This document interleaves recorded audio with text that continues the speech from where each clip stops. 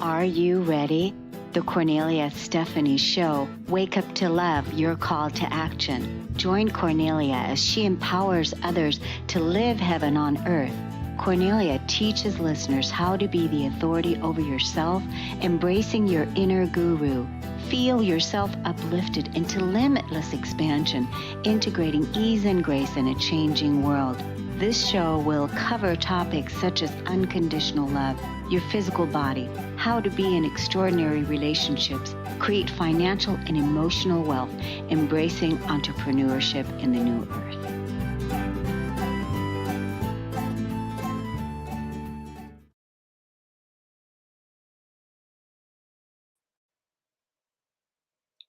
Hello, everyone. Welcome to the Kornelia Stephanie Show. This is our first show here with my beautiful co-hosts, Pia and Cullen, from around the world. And we're doing our New Year, Happy New Year, Happy 2024 prediction video and podcast for you today. But first, let me say hello to Pia and Cullen. Hi, welcome. Hi, Cornelia. Hi, everyone.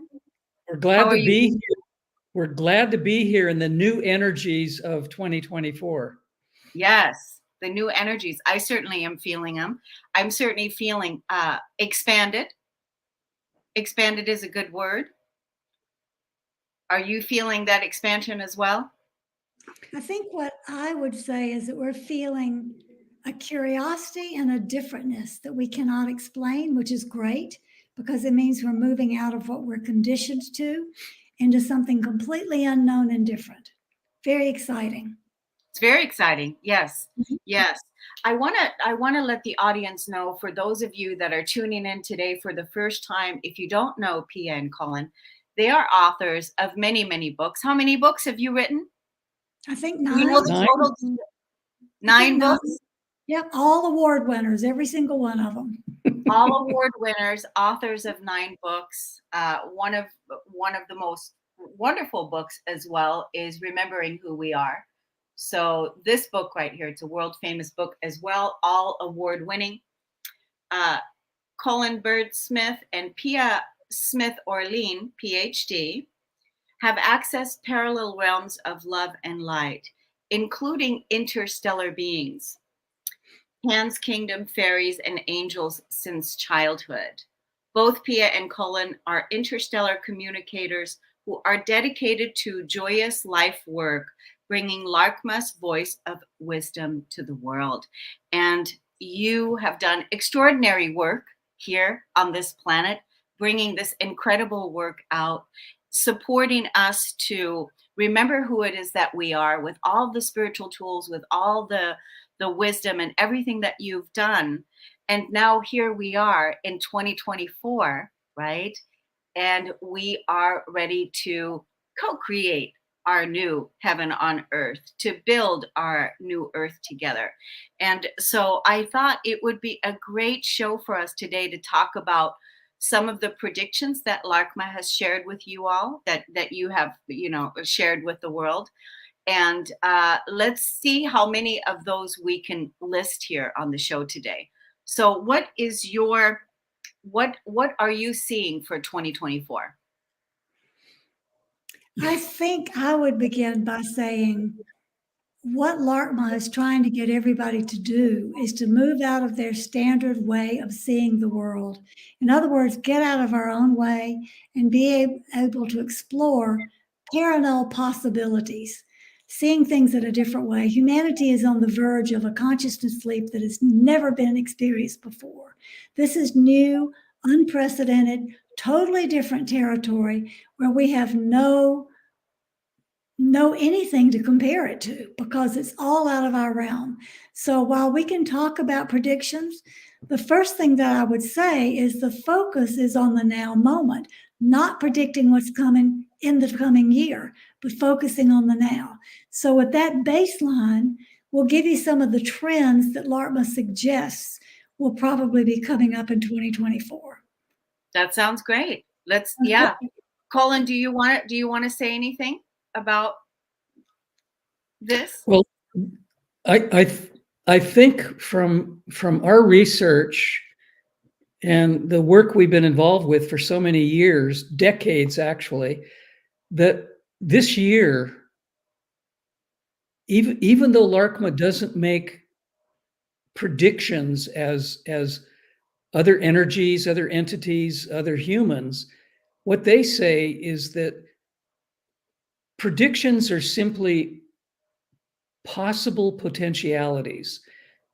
If people are connected to the Akashic record and they see things that could be coming to us, they aren't always accurate because this is a planet of choice. This is a very rare thing in the universe. We are blessed with human choice. We can make changes and differences by how we think about what we're manifesting, how we can manifest what we want. The idea of creating heaven on earth is certainly possible, but it can only be done if we keep ourselves in the highest vibration, the highest frequencies, to actually create a positive, uplifting, and egalitarian, highest good for all situation. So our Pleiadian friends Larkma like to say, yes, predictions are possible, but because we have human choice, we can change anything at any time by what we want and what we're able to create, because we're very powerful beings. So predictions are predictions, but what we create collectively can change the idea of predictions, if what I'm saying makes sense. Yeah. Yeah, it absolutely makes sense what you're saying, because each of us that's here is here to bring that freedom of choice that we have, that free will of choice. And that is what's going to create the next moment and the next moment and the next moment by the choices that we make. So, because we are here on a free will planet, because we have freedom of choice, it's important that we use our choice, that we make a choice and, work from that level of choice, from that level of empowerment. Like, what is it that you want to create? What is it that you want to see in the world? And so it absolutely makes sense, Colin, what you're saying. What were you going to say, Pia? I have no idea. Living in the now moment. It's here one minute, gone the next. However, it'll come back, I'm sure. Yeah. Well, the idea of free choice is something that we've talked about with you on your show time after time after time. Personal responsibility. If we use our personal responsibility to make the wisest choices, always thinking about not only how will this affect me, but how will it affect everyone else? How will it affect the planet? How will the choices we make ripple out and affect the rest of the cosmos? We have to be very careful about what we manifest, because we don't want to manifest something only for ourselves, because that has nothing to do with creating collectively. So using wisdom, using experience in creating the choices that will make a better planet, a better life for everyone, is extremely important. And so that leads us to taking responsibility for what we choose. And following that link, taking responsibility for what we choose, we have to begin to realize that the first starting point of any choice is our thoughts. What are we thinking about? Are we choosing from a baseline of what we've been taught, what we've been told, what we've been trained in, what is habitual? For instance, most people write down New Year's resolutions on the Gregorian first day of any year. That's an old pattern. Why can we not make resolutions every morning when we get up every day? Today I will do this. In 2024, we're going to have to put aside the old patterns, the old behaviors, the box that we've been living in. We're going to have to step outside of the box, and we're going to have to learn to do things in a completely unprecedented way, which includes being able to accept that there are parallel realities, that we are actually living and existing in parallel realities, being able to recognize that we are more than the physical selves that we identify as this is me, being able to recognize that our family is bigger than our blood family, it's our spiritual family, our community. Many, many old paradigm beliefs and ideas have to fall away in 2024 in order for us to make our participation count with the predictions the Pleiadians have told us of this is what's possible for you at this time. Also, I think it's probably a good idea to discuss briefly an article that Pia and I wrote last year, just a few months ago. We wrote an article entitled Reviewing and Rewriting Our Contracts. And that article was published in a number of countries, America, Australia, the UK. And that article talked about what we're beginning to speak about today with you and your audience. When we made contracts, either before we came here to be embodied in these experiences that we are now as humans in 3D, that was a long time ago, or in a parallel sense, it was a second ago. But we wrote these contracts believing that we came here for a specific reason or mission, or we came here to do something positive. And here we are on this planet of duality, and a lot of the things that we expected that we would be involved with either haven't come about, or they've been altered by energies that either are positive or energies that don't really want us to accomplish why the heck we came here in the first place. And can I just add on to that? Sure. Not only have the circumstances changed, but if we've been doing our own work, we also have changed. So we may have outgrown the contracts we came here to do. Many, many changes. And by living in the now moment and the present, we need to reevaluate our contracts continually and say, what is my true purpose? So I think that fits into what we're talking about predictions, because before we came here, when we were an energy somewhere else in the universe, we were either told or we figured out on our own predictions of what would transpire, what would happen. And guess what? We got here, things changed, energies changed, circumstances changed, and adhering to old belief systems about why we came here, what we were supposed to accomplish, have certainly changed. And what Pia said a moment ago about we have never been in this gigantic opportunity for human potential and human growth. Our ability to make huge leaps right now in evolution are right here. They're real. They're opportunities for growth. They're opportunities to look at what doesn't work, to step away from things that we thought we wanted to happen or what we were thinking we were interested in accomplishing. The game is wide open now. We can do things that we never guessed we could do. One of the things that's really important in alignment with that and in alignment with looking at contracts is a favorite principle the Pleiadians have been trying to help us understand for years. And that is, we need to examine loyalty and devotion. Because here on this planet, we have been taught, be loyal to your family, blood comes first. Be loyal to your religion. Be loyal to your marriage. Be loyal to this, that, and the other.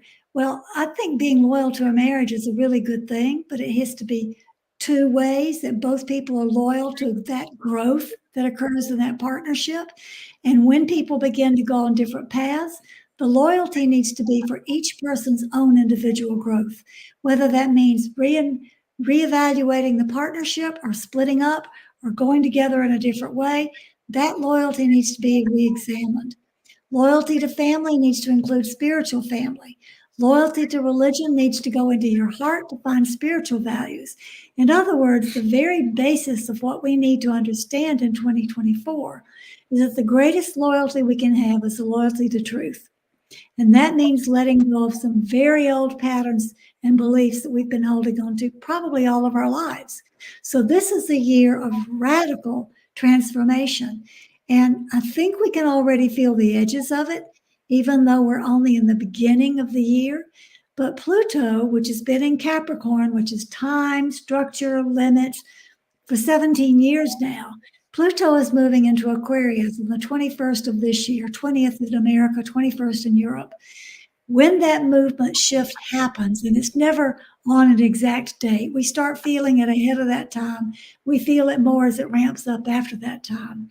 But when Pluto moves into Aquarius, our whole idea of what we are here for is shifting and will continue to shift. We're going to be rebelling about anything that has constrained us, that has limited us, that has kept us stuck.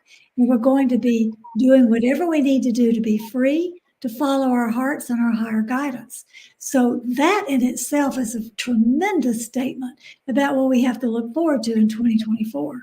So we've given an introduction to your question or your statement. What do you think? What do you have in your heart about what you think is either predictable or what could be happening in this year? It goes right back to what you were saying in the beginning with it comes down to choice. And I predict that the future is bright. And I predict that you that's listening to this is strong and courageous, and that you have the power within yourself to create an amazing environment and an environment for yourself, for you to thrive in, for your family to thrive in, that you have the wisdom and the tools within you. That's what I predict. And so I think that 2024 is at least the beginning of it, at least for the first anywhere between 3 to 6 months, is we're in a major cleanup phase, cleaning up.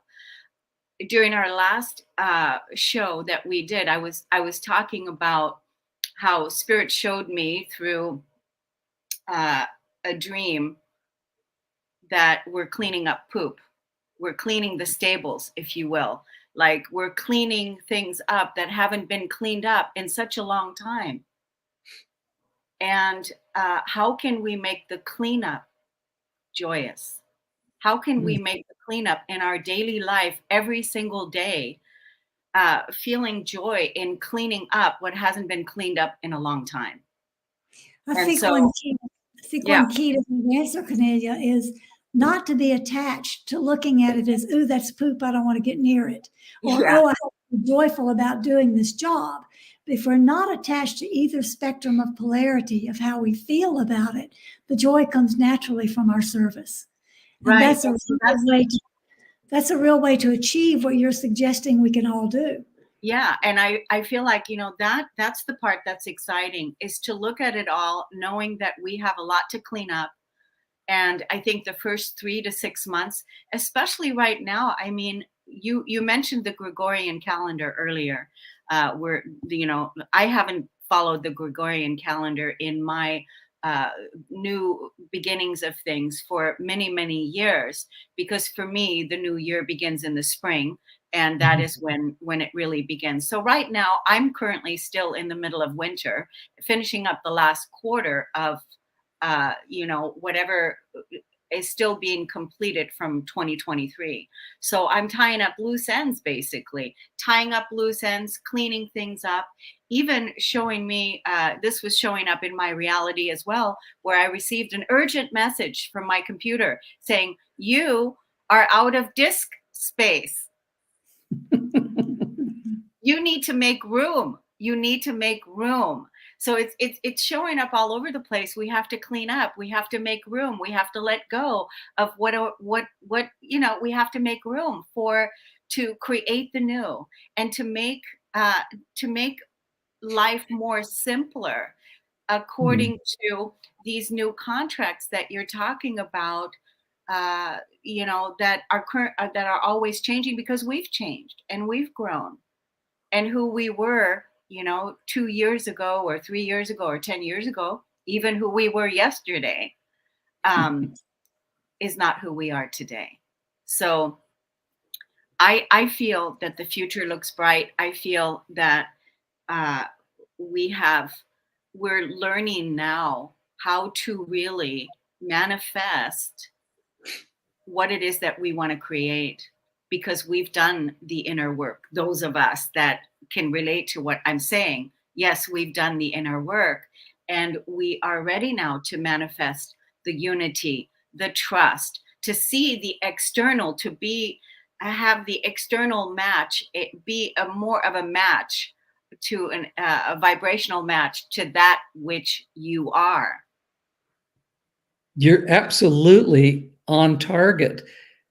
Doing our own work first is absolutely instrumental in creating what we want in the macrocosm of the whole picture. If we don't do the micro first, how can we possibly even contemplate changing the world if we don't successfully change ourselves? And I don't mean that there's something intrinsically wrong with us. I just mean buff off some of the sharp edges. Just take care of some of the things that maybe we thought we were finished with years ago, but maybe we didn't quite clean up some of those little messes as successfully as we thought we did.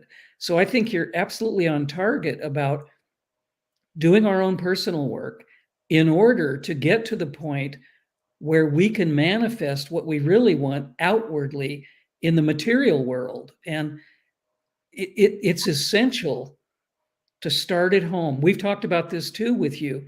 Starting at home, cleaning up our own act, and then moving outward, outward, outward in a ripple effect makes huge sense. It really paves the way to create what we want, the goodness and the positivity we want for everyone can only happen if it starts at home. And then we transcend that, or we transform that into the bigger picture of the collective.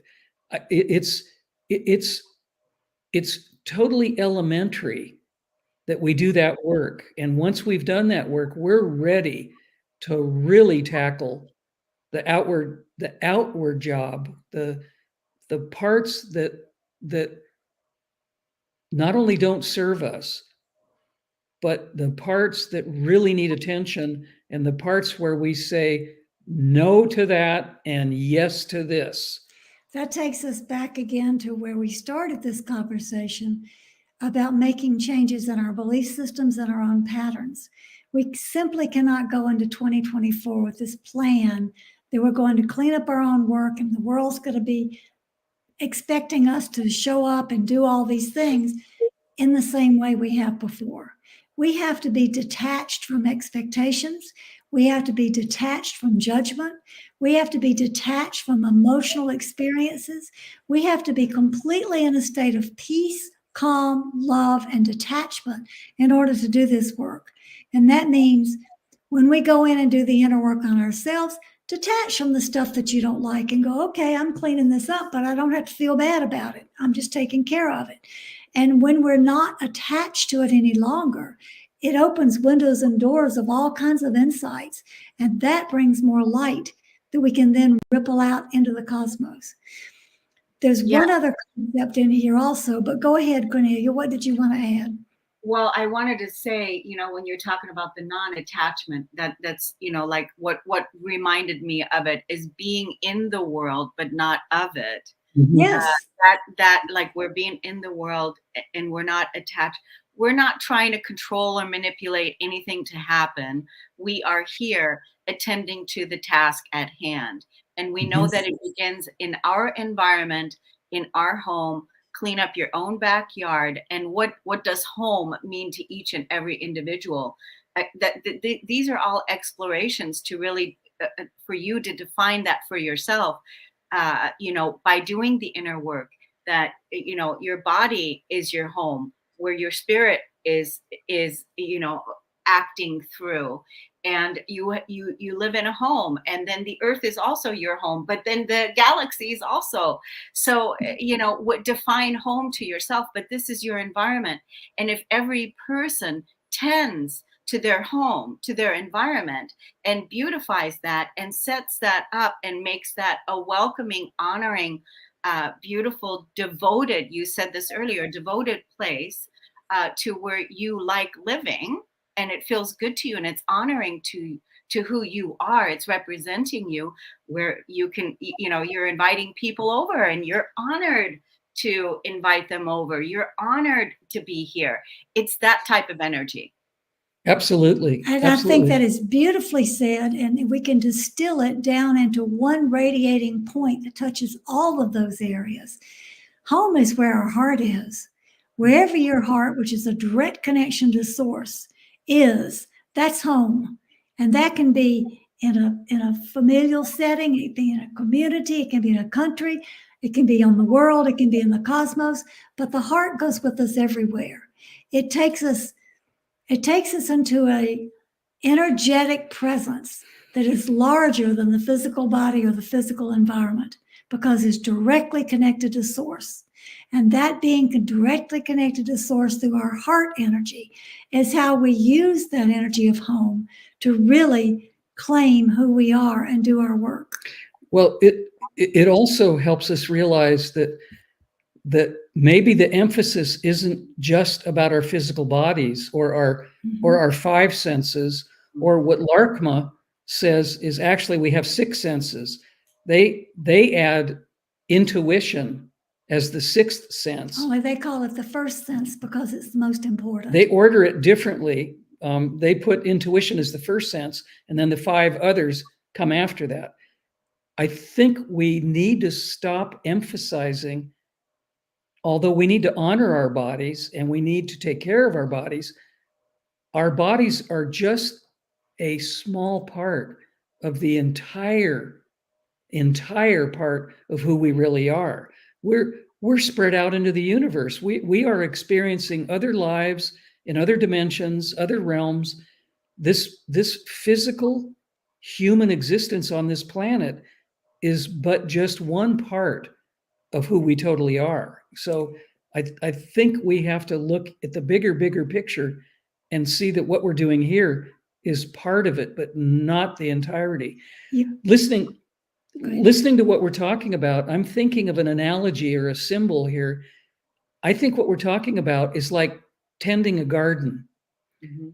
We have to nurture, first of all, the soil, and then we plant the seeds, and then we water, and then we fertilize, and then we take care of every aspect of growing this garden. And the more energy we put into it, both physically, spiritually, energetically, the happier the garden is, the more growth that happens, the greener it becomes. And I think we have to do that with ourselves. I think we have to tend to ourselves like we tend a garden. We have to nurture. And as we do that, we complete the cycle of who we are and why we're here. And I think that's extremely important, because if we neglect the soil, if we neglect the water, if we neglect all of the things that go together that create a beautiful, growing, happy, joyous garden, we've completed the project. We need to do that with ourselves also. We are the garden. Absolutely. Yeah, I love that. I love that. We are the garden. We are the keepers of the garden. Yep. And that's what we're here to. That's our new earth, the keepers of the garden. That is all part of the ascension. That's all part of what it is that we're doing here in co-creating our new earth. And it begins with everything that you just said, Cullen. And we are the keepers of the garden, and we are the garden.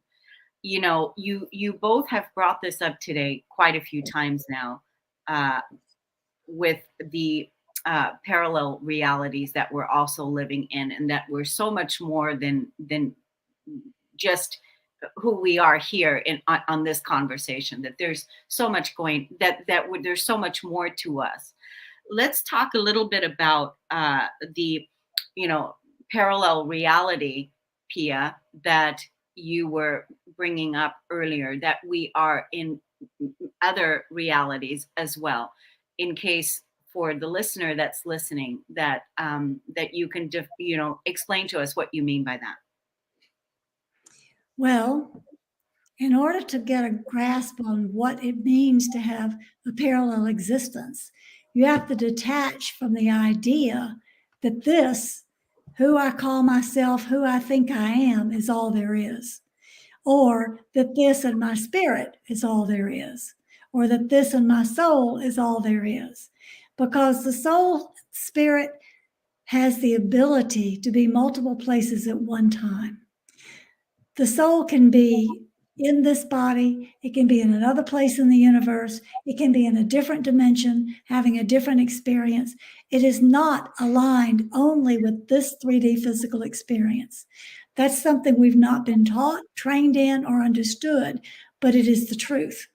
And in order to experience who we are, the soul is the connector to all of it. It connects us to each experience that we have, but we have to awaken through our intuition to listening to what is being whispered to us by the soul. Pay attention. You're not just this, you're also this. It's a little bit like someone who is a mother and she thinks that's her only role in the universe. But she's also married. She's also a wife. She also works at a company. She's also an employee. She also works in community service. She's a community service. All of these are parallel roles that she plays. So to understand a parallel life, if you can expand on who you think you are in this third dimension to there are other aspects of me that I've yet to explore, you have a good grasp on being able to move in with curiosity and into the understanding of how much larger am I than I perceive myself to be.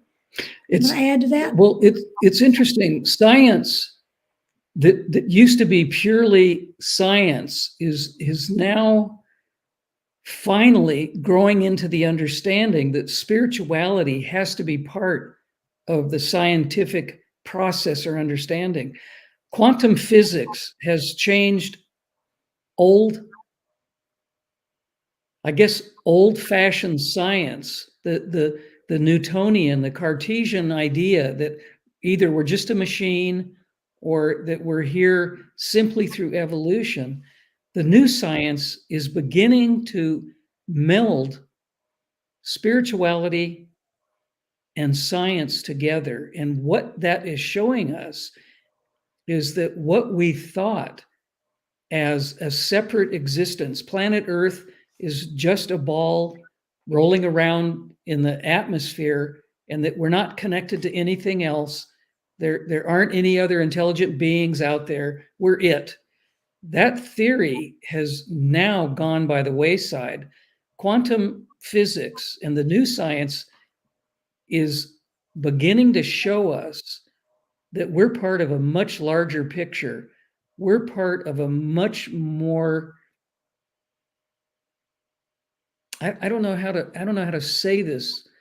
We're part of a much more organized, a much more deep and broad spectrum. Yeah, a broader spectrum, a much deeper connection with everything that is everywhere in the universe. And through that, we can begin to understand what Pia is talking about, that we are actually experiencing ourselves as another form, another energy, somewhere else simultaneously. And the idea of deja vu, or when people react to something emotionally that's much greater than the trigger that started that emotional response, is that something's happening elsewhere that we're connected to, but it seems like it's happening here, but it's not. It's a bleed through from some other experience in another dimension, a different realm. but we're feeling it because it is part of us. One of the things that has caused us to become stuck as a species is the direction that our science and our medicine has taken of specialization. We have taken the picture of the whole and divided it up into specialties here, specialties there, specialties over here, so that each segment of any area is considered an expert, and specialization is required to address whatever's going on. And that doesn't look at the holistic picture. And that causes us to be focused more on the human body, the limitations of being in 3D, rather than the expansiveness of what Cullen was just explaining about being multiple places at once. So in 2024, one of the things we have to do is start looking at the holistic picture of everything together, how everything was related and everything is interactive, and move away from this idea of specialization and separation, because those things keep us in a very, very limited and restricted reality. That's really key, important. There's another thing that's important in 2024 also that LARCMA has been warning people about. And this leads to what Cullen was talking about in Newtonian physics, and that is there is a great presence of artificial intelligence that is growing. And with the presence of Pluto and Aquarius, that Aquarian energy is going to bring in more of a push for advancement in technology. But that doesn't necessarily mean that our technological growth needs to be along the same path that we're following now with artificial intelligence. After all, the Pleiadians travel in light ships. That has nothing to do with our technology here. It's a completely more advanced and elevated type of technology. And we have the opportunity in 2024 to turn our attention to larger perspectives and opportunities for technological development.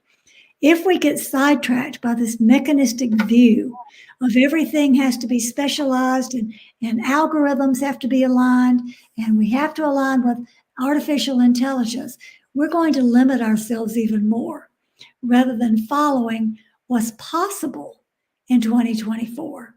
So we need to make really sure that we look for growth in technology that is aligned with light, expansion, and freedom, not control, limitation, and Borg-type joinings of metaverse and AI algorithms. That's a really key thing we're going to have to focus on in 2024. I think, we're definitely going to be talking about this more as we continue going through 2024, because I have some serious issues when it comes to AI. Like there are certain things that really trigger me. Like as soon as you mentioned it, right away, I just want to, my inner fire bombs just want to go off. Reason. I like right away, I don't want, when I get into my car, I don't want my car to drive me. I want to drive my car.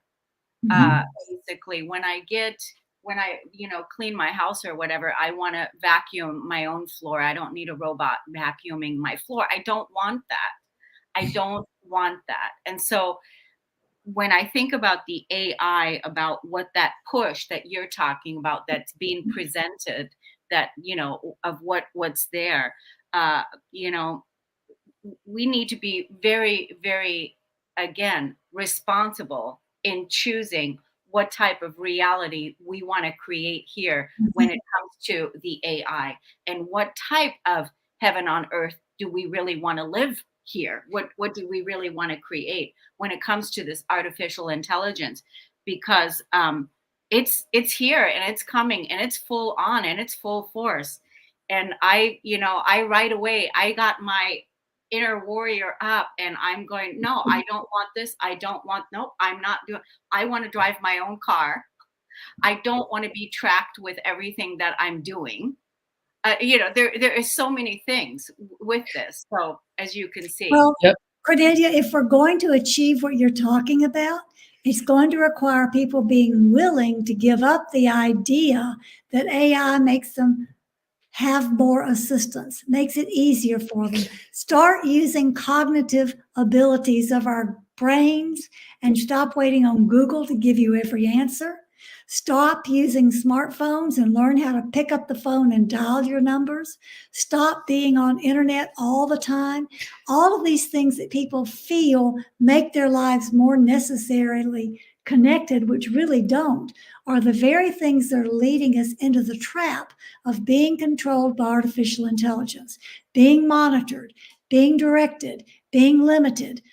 What people don't understand is that this perceived ease and freedom that they've aligned with is actually a trap. And that trap keeps people stuck in the place where they are actually controlled, monitored, and directed into the channels that the agenda wants them to go into in order to become more slaves instead of free. What I'm hoping that when Pluto leaves Capricorn, which Pia said is all about rules, structure, compliance, control. When Pluto leaves Capricorn in less than 2 weeks, it will move into Aquarius, and it will be in Aquarius from 2024 until 2044 for approximately 20 years. What my hope is that the technology that will be developed under the influence of Aquarius will be humanistic, not AI mechanical. My hope is that we will wake up to the idea that we want to use positive, humane ways of spreading and inventing better technology that's good for us, not taking away our human rights, not controlling us, but actually enhancing our lives. So I think it's possible that the whole idea of technology in the next 20 some years will move into a much more sense of freedom and humanistic ways of helping each other that have nothing to do with artificial intelligence or control. And one thing that'll help that is the fact that we need to recognize that we are beings of light. We are not mechanical beings. We are biological beings. And the very fact that we are electromagnetic in our makeup means that we require light to live.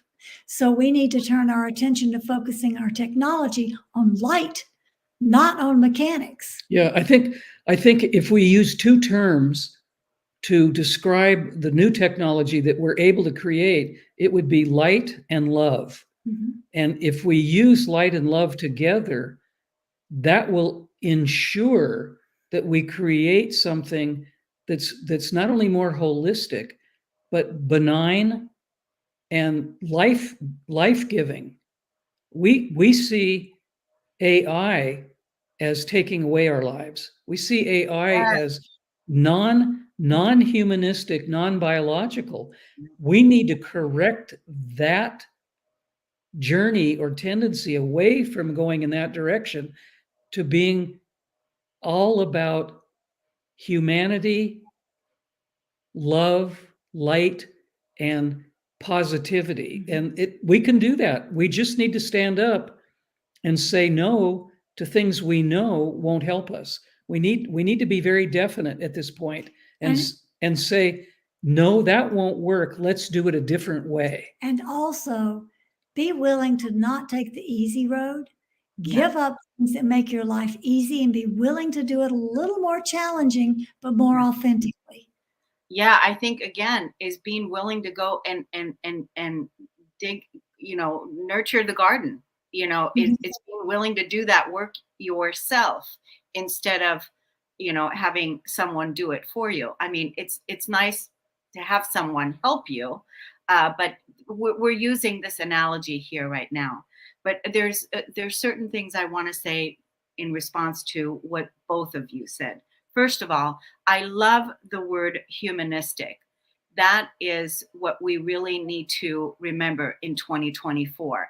And like Cullen said, we need to choose now, again, where we stand with it. Like right away, when Pia brought up AI, right away I became fiery, and because I already know what I'm going to be standing up for, what's going to happen in what I'm standing up for, what I want in my reality, in my heaven on earth, in my world here.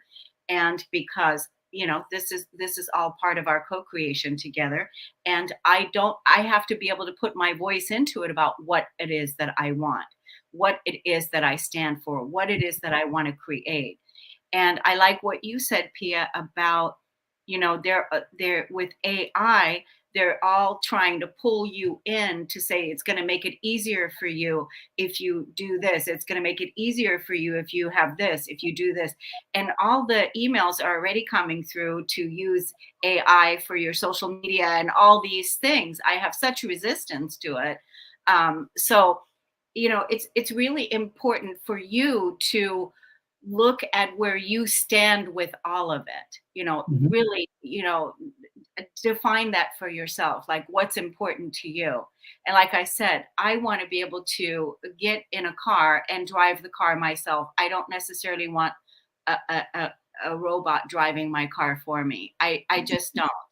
So, this is how I feel. And I like vacuuming my floor. And if I want someone else to vacuum the floor, then I'm going to hire a real human being to come in and vacuum the floor or till the garden or do other things. Human beings being humanistic, right? Because that's Yeah. what we're talking about here. Yep. It's important because we're co-creating our new earth, right? We're coming to a time where in 2024, LARPA talks about a great split. And it's very possible that in 2024, we're going to see the evidence of this great split more and more with those who really want to follow the AI because it's easier, because they believe in avatars, they believe in the artificial intelligence, and they don't want to be bothered by the necessities of being biological. And on the other side of the split are those of us who value our humanness, who value our connection to light and the stars, who want to follow the natural path of evolution. That's the split we're coming to. So it's another way of looking at parallel reality, because we may be living side by side, not judging, not trying to fight it, but one group is doing one thing and another group is doing something completely different. And we may see a lot of that in 2024. Yeah. I want to do you have a thought on that before I bring up a new topic? I have one more thing to say about the other piece, but boy, is this a loaded conversation. There's just all kinds of things. Oh my God. One thing I wanted to say, you mentioned this earlier, Pia, and I actually wrote it down because like you said, if we don't write it down or remember it, it's gone. Making the connections, like calling someone on the phone, One of the things that I did, over the last few weeks, I would think about someone that I love that I haven't connected with, and I would just call them on the phone, on the phone. And what would I get? Their answering machine. And I said, "Hi, it's Kornelia." I said, we're here on planet Earth where we're still using the telephone to call each other. And I'm calling you to say, I love you, to say hi, and that's the message that I left. And so, making those phone calls, those spontaneous phone calls, using the spontaneity when you're thinking of someone in the moment to make the call, not necessarily scheduling the call, but make the call. So that was the reason for that. So I wanted to add that in, making those phone calls, doing the connecting with each other's humanity when you're thinking of someone intuitively, where you're feeling inspired to reach out and connect with someone, and making that phone call when we used to call each other before. That, Kornelia, that is a direct communication. That is what we need. Instead of texting or instead of whatever else, emails, texting, those are things that keep us separate. They're not real-time human to human conversations. Having a real conversation with someone live is a true connection. It's a true way of communicating. I think you're absolutely right. It's important. The idea that I wanted to bring up before we run out of time, Mhm. speaking of predictions, is I wanted to bring up the idea of the age of Kali Yuga. Mhm. People have been talking about, when is the age of Kali Yuga going to stop? When is it going to finish? It's been an age-old question. People have talked for decades, many decades in modern times, about when is this destructive, warlike, not such good energetic timing, when is it going to finally come to an end? Nobody, for the most part, has come up with a reasonable timeline Until now. until an Indian philosopher, astrologer, recently, through his research, and his research is extremely exhaustive. He has really looked into so many historical documents, so many historical pieces of information.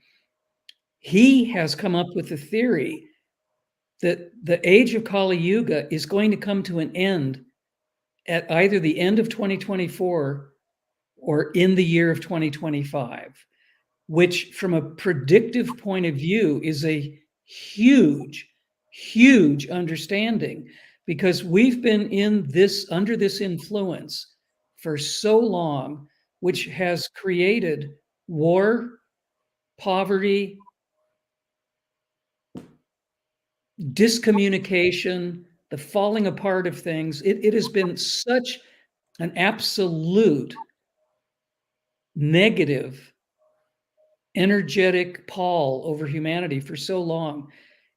For those who don't know what Kali Yuga is, the Indian philosophy system divides the periods of human evolution into 4 different, what they call yugas, or long periods of time. And Kali Yuga is the darkest of those 4 periods, where the least amount of people are consciously awake.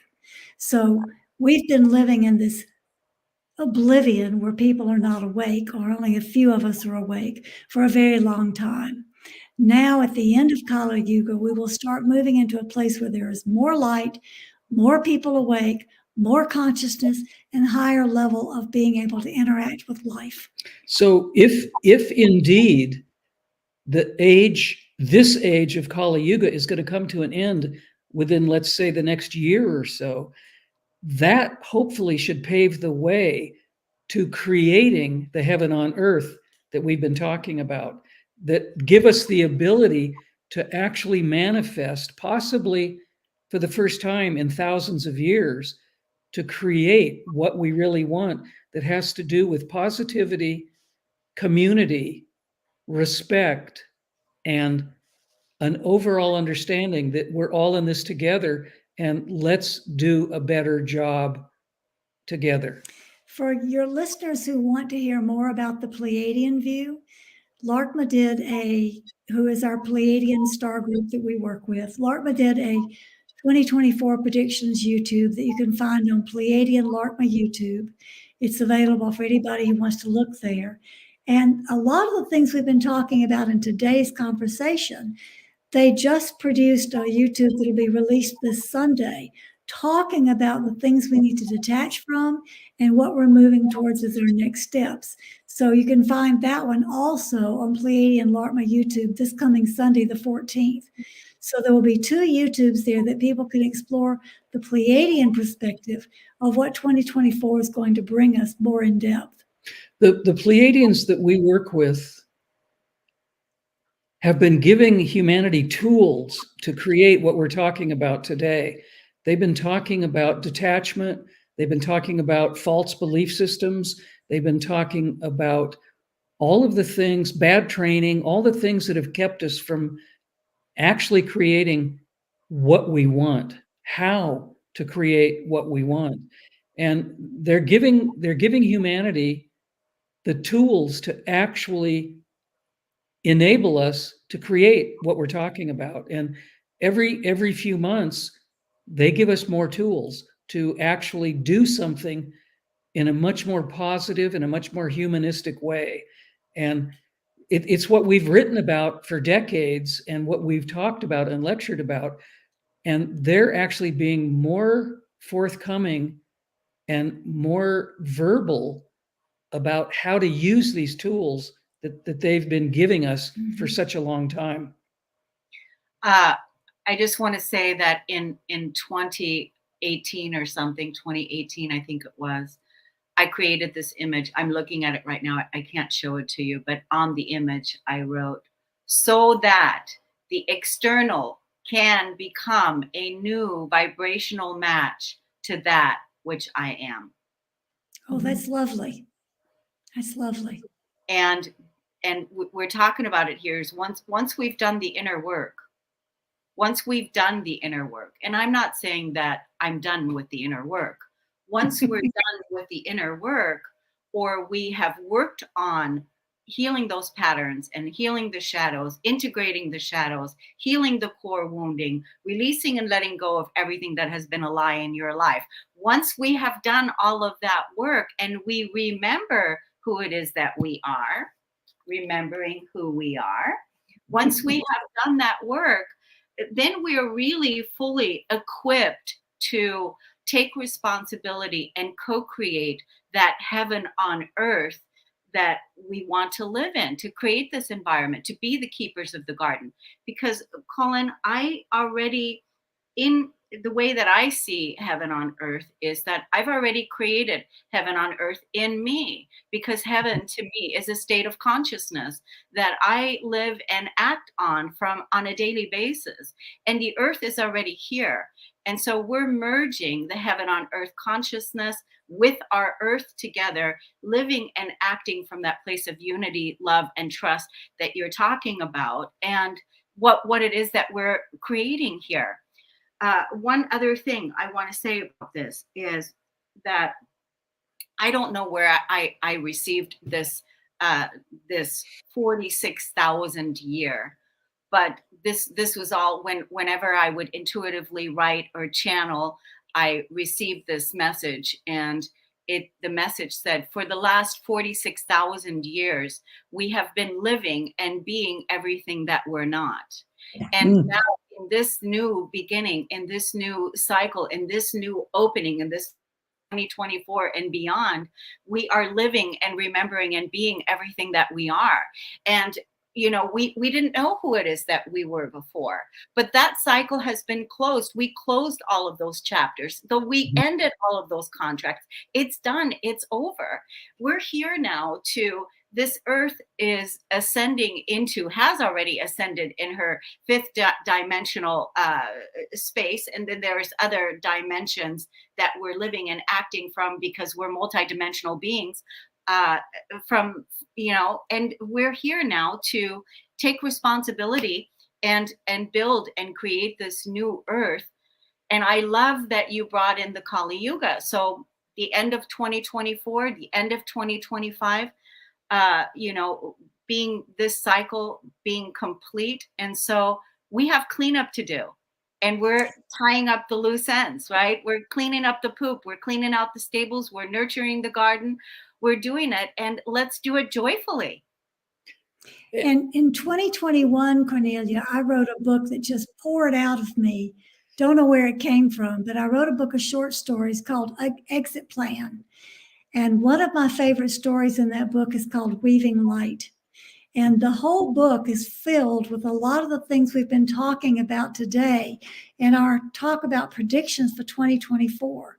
Now, I wrote this in 2021, but the things that we have to work against, the things that we have to stand up and say no, the things that we have to embrace and say yes, are all written out there in story form for people who want a more simplistic look at all the concepts we're talking about right now. And you said something, Kornelia, just a minute ago about that we've done our work and the earth has done her work. Mm-hmm. And that brings up the topic of cooperation. One thing that I hope that we can create in 2024 and beyond is cooperating instead of competing. Mhm. If we begin to cooperate with what we know and how we can do things collectively, we will speed up the process. That's a prediction that I'm sure is going to come true. And because we have choice, if we begin to cooperate differently than we have, I think the whole idea of ascension and the whole idea of creating the Garden of Eden will speed itself up. We just need to cooperate.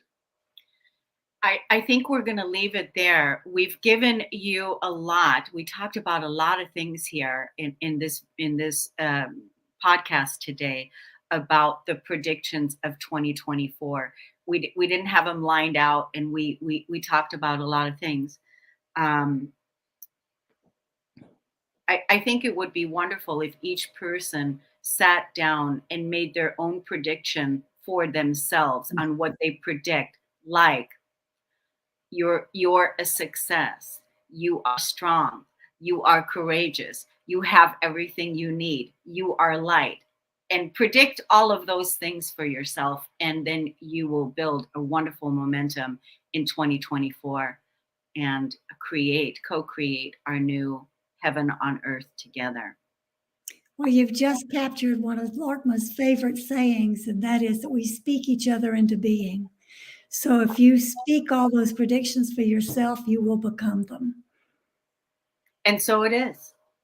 So Pia and Cullen, let's get the links where people can look you up, find you before we close out.